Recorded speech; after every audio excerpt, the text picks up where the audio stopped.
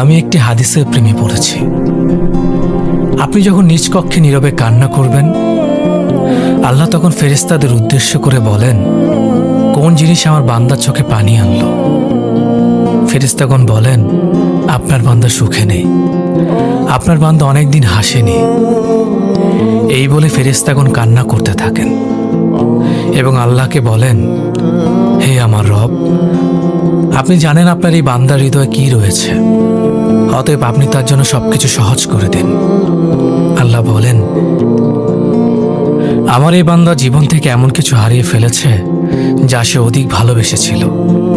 অতএব আল্লাহ বলেন, আমি শপথ করছি, আমার এই বান্দা তার জীবন থেকে যা হারিয়েছে তার চেয়ে উত্তম জিনিস আমি তার জীবনে এনে দেব, যা দেখে দুনিয়া ও আখিরাতের সবাই বিস্মিত হবে। সুবহানাল্লাহ।